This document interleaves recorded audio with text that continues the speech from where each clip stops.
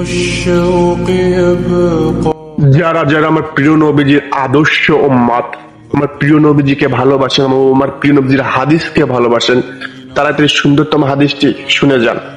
আর যারা যারা ইবলিসের অনুসরণ, হাদিস ভালো লাগে না, ইসলামিক কথা শুনলে শরীরে অ্যালার্জি শুরু হয়, তারা ভিডিওটি স্কিপ করে চলে যেতে পারেন। ঈদের বাকি আর মাত্র 10 দিন।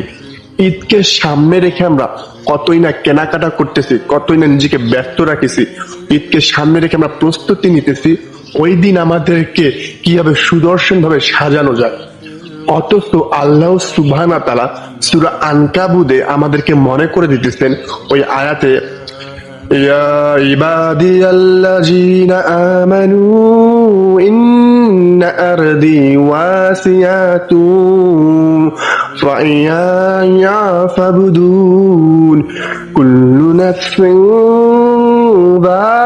যায়িকাতুল মাউত কুল্লু নাফসিন যায়িকাতুল মাউত সুম্মা ইলাইনা তুরজাউন।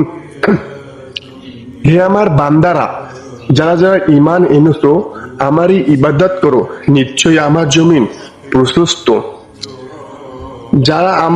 যারা আমার প্রতি ঈমান এনেছে, যারা আমার ইবাদত করেছে, নিশ্চয় আমি জান্নাতে তাদের জন্য প্রাসাদ নির্মাণ করব।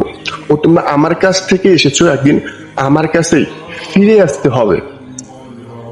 আল্লাহর রাসূল বলতেছেন আমাদের সবাইকে একদিন মৃত্যুর স্বাদ গ্রহণ করতে হবে, এবং কি আল্লাহ সুবহানাহু ওয়া তাআলাও বলতেছেন সুবহানাল্লাহ।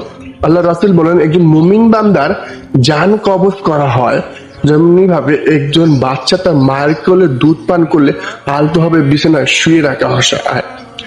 যখন মুমিন বান্দাকে কবরে শুয়ে রাখা আসা হবে, তার প্রশ্ন শেষে তার নেক আমল তার সুদর্শন একটি যুবকের বসে তার কবরে প্রবেশ করবে। সে মুমিন বান্দা বলবে তুমি কে? সে বলবে আমি তোমার নেক আমল। অতঃপর সে রেশমি চাদরে ঘুমিয়ে পড়বে। কিয়ামতের মাঠে সে আবারও উঠবে। আল্লাহ সুবহানাহু ওয়া তাআলা ওই বান্দার প্রতি এতটাই খুশি হয়ে থাকবেন, আল্লাহ সুবহানাহু ওয়া তাআলা তার নেক আমল ডান হাতে দিবে ও ফেরেশতাদেরকে ডেকে বলবে, হে আমার ফেরেশতারা, আমার এই প্রিয় বান্দাকে জান্নাতে প্রবেশ করো। সুবহানাল্লাহ। আর যখন কাফের জুলুমকারী বান্দা মৃত্যুবরণ করে, তখন যেন তার বুকের উপর উহুদ পাহাড় যেন চড়ে বসলো। একজন জীবিত ছাগলের গা থেকে চামড়া খসালে যতটুকু কষ্ট হয় তার তো 70 গুণ বেশি কষ্ট দিয়ে ওই কাফের মুনাফিক জুলুমকারীর জান কবজ করা হয়। যখন তাকে কবরে শুয়ে রেখে আসা হয়, তার গুনাহ আমল একজন বৃদ্ধ বয়স্ক দুর্গন্ধিত যুক্ত হয়ে তার কবরে